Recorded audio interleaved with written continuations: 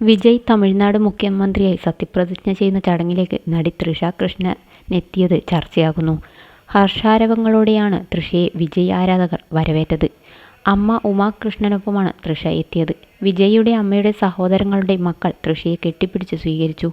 വളരെ സന്തോഷത്തിലാണ് ദൃശ്യങ്ങളിൽ തൃഷ. അതേസമയം ചിലർക്കെങ്കിലും അതൃപ്തിയുണ്ട്. വിജയിയുടെ ജീവിതത്തിൽ ചരിത്ര ദിനമാണിന്ന്.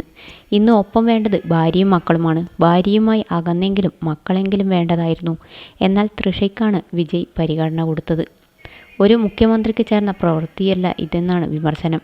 എന്നാൽ എന്താണ് ഇവർക്കിടയിൽ നടന്നതെന്ന് അറിയാതെ അഭിപ്രായങ്ങൾ പറയരുതെന്ന് വാദമുണ്ട്. വിജയിയുടെ അമ്മ ശോഭ ചന്ദ്രശേഖർ തൃഷ വന്നപ്പോൾ നടിയെ കെട്ടിപ്പിടിച്ചു. എന്നാൽ പിതാവ് എസ്.എ. ചന്ദ്രശേഖർ സീറ്റിൽ നിന്ന് എഴുന്നേറ്റിട്ടില്ല. എസ്.എ. ചന്ദ്രശേഖരന് തൃഷയോട് ചെറിയ അമർഷമുണ്ടാകുമെന്ന് ഉറപ്പാണ്. മകൻ്റെ പ്രതിച്ഛായയ്ക്ക് വലിയ പ്രാധാന്യം നൽകിയ അച്ഛനാണ് അദ്ദേഹം.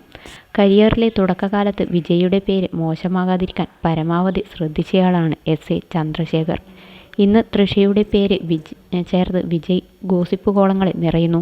വിജയിയുടെ വിവാഹബന്ധം വേർപിരിയലിൻ്റെ വക്കിൽ. പേരക്കുട്ടികൾ പോലും കുടുംബത്തിൽ നിന്ന് അകന്നു കഴിയുന്നു. ഇതെല്ലാം തൃഷയോട് ദേഷ്യം തോന്നാൻ എസ്.എ. ചന്ദ്രശേഖറിന് കാരണങ്ങളായിരിക്കാമെന്ന് വാദമുണ്ട്.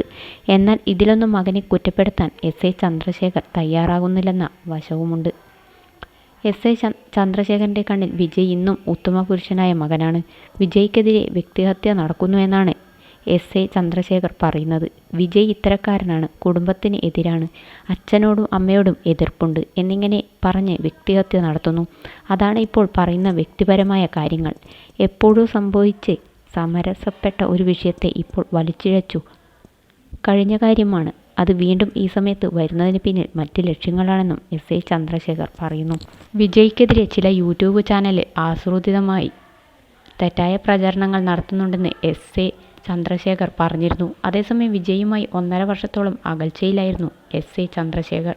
വിജയിയുടെ വ്യക്തിജീവിതത്തെ ചുറ്റിപ്പറ്റി പുകമറകൾ ഏറെയാണ്. ഒന്നിനും വ്യക്തത നൽകാൻ വിജയ് തയ്യാറുമല്ല. അതേസമയം സംഗീതയുടെ ആരോപണങ്ങൾ ഇപ്പോഴും നിലനിൽക്കുന്നുണ്ട്.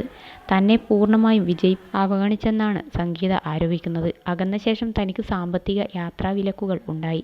മുമ്പുണ്ടായിരുന്ന സൗകര്യങ്ങൾ കുറഞ്ഞു. പ്രശ്നങ്ങൾ സംസാരിക്കാൻ ശ്രമിച്ചെങ്കിലും വിജയ് ഒഴിഞ്ഞുമാറി. നടിയുമായുള്ള ബന്ധം നിർത്തുമെന്ന് പറഞ്ഞിട്ടും ഇത് തുടർന്നു കൊണ്ടിരുന്നെന്നും സംഗീതയുടെ ഡിവോഴ്സ് പെറ്റീഷനിൽ പറയുന്നുണ്ട്.